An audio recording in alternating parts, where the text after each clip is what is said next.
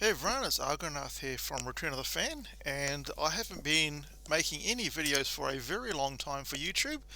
Had some personal issues turn up in my life that I had to deal with, and that led to basically losing all enthusiasm for making videos and stuff. But just recently, something big, well, it started off small, but I think it's going to become big. So something started off on the internet, and I've kind of got my enthusiasm back to making videos. So here's my first one after a huge long break. I have no idea if I have any audience left at all. I mean, I didn't have much of an audience anyway.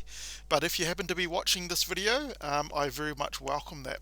So, as you know, the left wokeism has been infecting all of media, comic books, movies, television, all that kind of stuff, TV.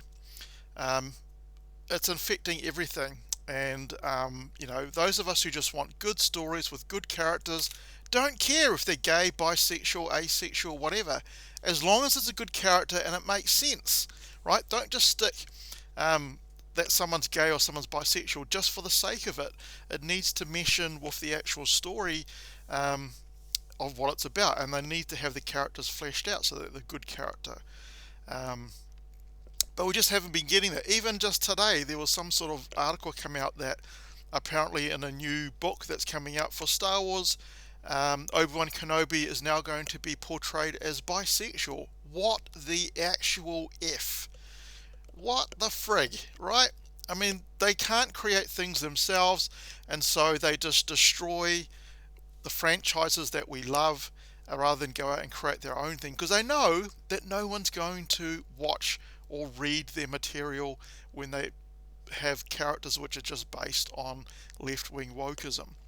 So if you haven't heard, there's this guy called Eric July. So this is Eric July's YouTube channel. It's called Young Ripper 59, and I've subscribed to him for a very long time, and I really like watching his videos. He speaks a lot of sense. He's a massive comic book fan, first and foremost. He's also a musician, and he also gives his opinion on movies, and I guess the culture war, as it's kind of being told, between the left and the right, or left and conservatism.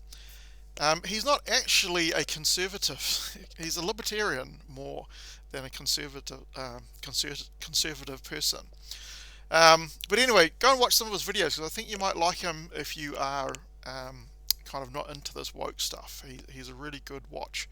But yeah, he has done his thing, and he's actually started his own comic book company called the Rippaverse Comics, and he's created his own comic. Now, you will have heard all of these bloody woke leftards going, "Oh, if you don't like our left-wing bullshit, then go and create your own material. You're never going to do that." So what Ripper's done, he's actually created his own material now, right? So his very first comic is called Isom Number One. Look at the hero, not a white person, it's a black person, and it's another thing that all these social justice warriors goes, "Oh, you don't like this black superhero because you're racist." Well, if we were racist, we wouldn't actually be interested in the Rippaverse, would we? Now, I'm not white, but I'm not black African American either. My parents are from India, so I'm actually Indian, living down here in New Zealand. But I never see anything through the lens of race, but it's even affecting things down here in New Zealand as well, because it's all coming down to race, and it's going to be one set of rules for one race, another set of rules for the rest of us, and that's the way that New Zealand is going. But anyway, back to Rippaverse. I don't care if the character's black, white, yellow, green, purple. Don't care, as long as it's a good character. Alright? So you might be thinking, well, he's just started his own company. He's just put out his first comic, and Eric July actually wrote the comic.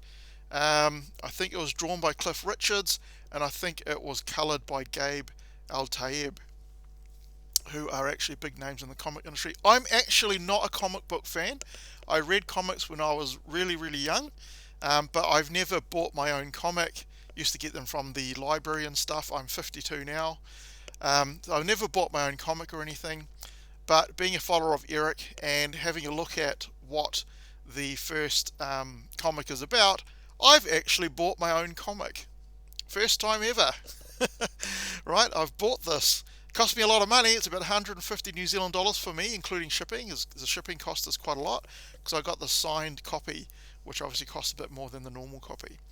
So there's a trailer that you can watch if you want to see what the comic is about. I'm not going to bother going over it. But what I do want to do is let's view the campaign and have a look at how many sales have actually been produced. Now, what do you think the number is? How much money do you think has been generated? Now, it's not a GoFundMe or an Indiegogo or anything like that. They're not raising money to then create the comic and write it. The comic is already written. It's ready to be printed and shipped, right? So it's actually a pre-order. It's not a GoFundMe campaign, right? A lot of people are making that mistake when they're commenting on this. So let's have a look and see how this campaign is going, the pre-order campaign. Bada boom, go to that. Look at this, right? Look at this. They were only expecting $100,000 for the campaign goal. They've got $3.247 million. What the hell? 37,321 total purchases. This is one of the biggest comic launches of all time, whether it's from any of the big comic book companies or not. This is a huge amount, and there's still 58 days to go of the campaign. Now, probably most people that are likely to have bought it, but word of mouth travels quickly and more people will get onto this. Now, Eric July has not done any form of advertising for this. He hasn't spent any money on advertising or promotion at all. He hasn't sent it out to all the so-called influencers or comic book websites that are all basically wedded to the big two, DC and Marvel. And you know, the backlash from these mainstream media people against Eric July has just been baffling, right? Because Eric, as you can see, is a black man. So all these social justice warriors have been calling for diversity and equality in all facets of life. But as soon as someone goes and creates their own comic, which is not woke, right? So a lot of people are calling it, oh, this is a non-woke comic book. How amazing. No, it's just a normal comic book that everyone just read about 5-10 years ago. It's just the fact that these days everything from DC and Marvel has been infected with the left-wing agenda, the message, as Critical Drinker would say. So whenever you do something different, everyone calls it anti-woke or non-woke. No, it's just a normal comic, right? It's just a normal comic with good characters. Well, I haven't read it yet, but I'm sure it's going to have good characters in it. It's going to have good writing in it. And that's all we're looking for. We don't want any of the left-wing social justice warrior stuff. We don't care what the hero's sexuality is. If he happens to be gay, that's fine. Don't just make it a huge part of the story. Who cares? We want to know what the story is. We don't want to see what the agenda is. So this is amazing, right? This is huge. For just a very independent person. I don't know how long it's been going for. Probably about less than a month, I think they started. Hasn't been that long, so it's pretty amazing that they've generated $3.247 million. So Eric actually founded his own company. He put his own money in to creating the company and getting everything going, writing the book, paying people to draw it and color it, paying people to start printing it, and so on. It was all paid for upfront by Eric July. So we are not paying for that. We are paying for the actual product, right? So he's done a really amazing thing. But places like Reddit, they've banned talk about this comic in the comic book subreddit. I mean, how stupid is that? Because these social justice warriors cannot stand the fact that someone who's just telling a normal story that isn't infected with the left-wing narrative is doing so well. They just can't handle it. So someone's created their own Rippaverse subreddit, which is pretty amazing. So let's have a look at some of these comments. So from this person, I am disgusted that as a black man that this comic has been trying to be torn down, that is actually being created by a black man. Exactly. I just found out what happened today. I'm torn. They say that they care about diversity and inclusion, but they try to ban a guy who is different and they won't care about his accomplishment as a person. They say that they hate big corporations and they make too much money, but they want to get rid of the small business, especially in a space where comics haven't been good for a while. I really don't get it. This is why manga keeps beating comics for the last few years in the US, because of stuff like this. I haven't read comics for years, but it looks like I haven't missed much. It sucks. I just want a good story, not some other things, because now it was fun checking off boxes. Now there are many boxes we need to check. I don't care if you're white or black or whatever, just appreciate that we actually have competition to all the big corporation woke nonsense. Perfectly put by this person who is a black man, right? They're not worried about the race of the hero. Just this case in the Rippaverse, it happens to be black because he actually likes a black person. He felt he wanted to tell a story about a black superhero, which is fine. And people have supported them. So this 37,321 purchases, they're not all black people, right? They're going to be coming from all walks of life, from all different ethnicities. They don't care, right? They just want a good comic. And it just goes to show that, yes, we can have a black superhero and it will do well. I mean, it's not going to be the level of Marvel or DC, obviously, because they've been in bloody business for years. Eric's only just started in the last month or so, so of course it's not going to be the same. There's another thing that the social justice warriors with, oh, they haven't reached the heights of Marvel and DC yet, so it can't be too good. Well, of course not. He's only just started. This is just the start, right? This is the very first comic. It's only going to get bigger from here, I can tell you. Right, unless the comic is absolute trash, but I have no doubt that it won't be, because Eric knows his stuff about comics. Let's have a look at some of these more comments. A lot of times the people screaming about fighting racism are the biggest racists to themselves. Ripper is making them nervous because they're afraid of losing their grip on the industry. This is absolutely correct. All these white social justice warriors, they are the racists because they can't tolerate that a black person is doing well, and they don't follow, and they're not following their narrative. So that just can't be allowed, right? If you're black, you have to follow the social justice warrior narrative. Otherwise, they're going to turn on you. They are the absolute racists. They already have it. It's just that them weirdos don't know that the comics suck these days, because they appeal to a group who are like, what, 2% of the population, and they matter too, but they try making it their whole personality. It's annoying. Yeah, so the gay, lesbian, whatever community, LGBTQ+, whatever the alphabet soup is, they make up probably less than 2% of the population, and you're trying to pander to them. No wonder your comics aren't doing well. No wonder your movies aren't doing well.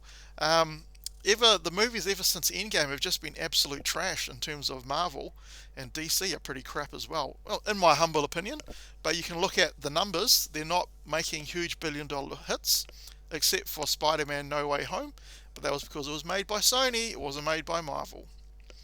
Racism isn't dead, but they're trying to keep it on life support. Thomas Sowell, whoever that is. Leftists get real racist when black folk are not on their side. Absolutely correct. Agreed, man. That's why people are being radicalized, especially they don't even know who the man is or watch his videos, or make it even worse. They just get told, just hate this person because of a different of opinion, without checking who he actually is. Politics don't make up 100% of your personality unless if you're miserable or being radicalized. This was quite an interesting one. When I used to go to university, I was praised by the far left when I fought against environmental injustices on campus. But once I started standing up for the freedom of speech on campus for the libertarians who were being silenced, I became enemy number one. That is absolutely correct, right? The leftists will love you if you follow the narrative, but as soon as you don't follow the narrative, you become their biggest enemy and they're out to destroy you. And we see that every day here in New Zealand and around the world. That's when the gloves come off and I was called every racial slur in the book. That's when I realized that the so-called students for reform on campus were the most racist group of people I've ever met. I began to see for the first time that they only pro you up when it's their cause, but then throw you away once it isn't. Absolutely correct. Not only that, but I found that those who continually fight racism are some of the most fearful racist people I've ever met. I found more bigotry in university campuses than I found in backwards places. So this is the thing, right? Once these social justice warrior nut jobs feel that they're going to lose the narrative and they're going to lose having the ear of the people, they just go all out attack, right? So this is the biggest fear for these people. They're going to fear that this is going to get to a stage where it's going to become huge, and then they're not going to get their representation coming from Marvel and DC, because people will stop buying those comics and come and buy these comics from the Rippaverse. So good on Ripper for building his company, putting out a comic. He said this about 2 years ago, right? When people are saying, well, just go and create your own stuff if you don't like our stuff. And so he did. And look at it, 3.247 million. And he's already said that he's going to reinvest all of that money. He's not going to go out and spend it all on himself. He's going to reinvest that money to keep building his business and to keep giving us great content. So if you're interested in comics or have been a comic book follower and you haven't bought anything recently, go ahead and check out this. I believe the signed copies might be sold out soon, so if you want to get something, get it quick if you happen to be watching this video. Yes, the shipping cost is quite a lot if you're shipping it out of the US, but I think it's worth it to support someone who is trying to make media and so on a better place for us, so it's not infected by all the woke ideology, and give us some good content to read. So I bought my first ever comic in my life. There you go. Anyway, that's it for this video. I hope you enjoyed it, and I will be making more, so I've got my enthusiasm back, so hopefully you'll come back and watch some more. So if you haven't hit the bell notification to get notified of new videos, please subscribe if you like this video, and don't forget to give it a like if you liked watching this video, but you're always welcome to give it a thumbs down as well. Anyway, that's it from me. Catch you next time.